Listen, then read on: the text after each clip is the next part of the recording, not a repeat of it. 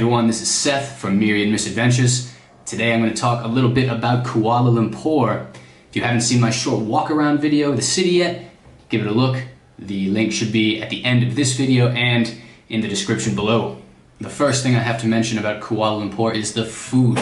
Everywhere you look, you can see the Chinese, Southeast Asian, and Indian influence, and all the food was excellent. On Petaling Street, we had some great curry laksa and some other noodles that I was not smart enough to identify. And one night we met up with some friends for Indian food. You really can't go wrong with Indian food. Do not miss Jalan Alor Street, which is an entire street surrounded by restaurants and food. It's a great place to go if you don't know what you want, because you can take your time, look around, and pick whatever looks good.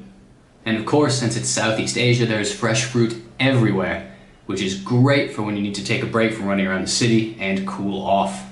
Of course, there's more to do in Kuala Lumpur than just eat. We stayed at a hotel on Petaling Street, so it was one of the first places that we saw.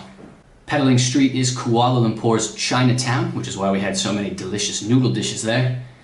It's located pretty centrally in the city and only a couple miles from the Petronas Twin Towers. The street is a popular place for locals to set up stalls, and by mid-afternoon there was people buying and selling things all over the place, and it only got busier as the day went on. Like I mentioned before, it is a great place to get something to eat. We found some herbal teas there. If you need to buy anything, that's your place to go. If you want souvenirs, you can even just people watch because it is full of people. If you're looking to get to Petaling Street by subway, the Pasar Seni stop on line 5 and 9 is not too far away. Now, of course, the city also has the Petronas Twin Towers, which are a big draw for anybody visiting the city, and you should definitely go see them. They have a walkway connecting the two towers right in the middle, and I can only imagine that the view from that walkway is phenomenal. We walked there after dinner one night, but if you're looking to take the subway, I believe that there is a stop not too far away. The KL Tower is only about a mile away from the Petronas Twin Towers, so if you see one, it's really easy to walk around and see the other one as well. One of my favorite places in the city was the Petronas Botanical Garden. Near the southeast bit of the garden, you can find both the Kuala Lumpur train station and the KTM Berhad building, which are both pretty cool to look at, and then you can go right into the gardens from there. Near that entrance to the Botanical Garden is the National Mosque, parts of which are open to visitors, and the National Islamic Art Museum. Once you get into the park, you notice that it's built on a hill. If you go all the way to the top, you find the cenotaph and the National Monument, which were built to honor those who died fighting for Malaysia. In the square around the National Monument, there's also a great view of the city. The Botanical Gardens themselves are quite large, and if you have the time, there's a lot more to see, including a butterfly park and a bird park. Unfortunately, we didn't have the time, so we didn't get to see those. If you leave the park from the east and north a little bit, you will find the Sultan Abdul Samad building, which currently houses some government offices, but the real reason to see it is the impressive architecture.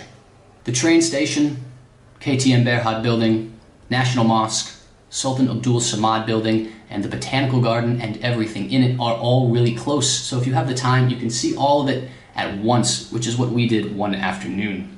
The city isn't too hard to get around. It has a pretty extensive subway system that we used a couple of times. That being said, we met up with some of my friends who lived there, and they told us that, while pretty large, the subway often doesn't go where you want it to go. We actually used Grab a lot, which is the Malaysian equivalent of Uber.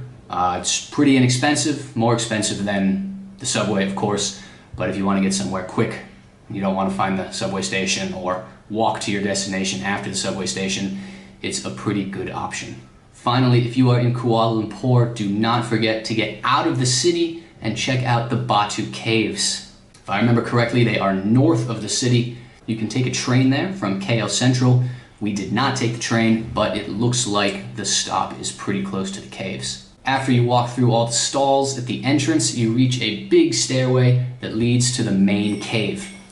Inside the main cave are a number of statues and relics, and an exit in the back that takes you to a little area with a small temple. But my favorite part about the Batu Caves was the dark cave. If you go about halfway up the steps to the main cave and then turn left, you find a path that leads to a great view of the city and then the dark cave. The only way to get into the dark cave is via paid tour, but if you take the tour, They give you a hard hat and a flashlight, and they take you through the cave while explaining about the scientific work they do in the cave and telling you a little bit about the rare animals that live there, which, if you are lucky, you might see. Kuala Lumpur is a great city, and if you find yourself in Southeast Asia, do not miss it. Thank you everybody for watching. If you have not seen the short walkthrough video of Kuala Lumpur, check it out now. Hit that subscribe button down below. And if you have been to Kuala Lumpur, leave me a comment. What was your favorite part of the city? I forgot the last one. Gah! See, there goes Felix. Nope, get off the table.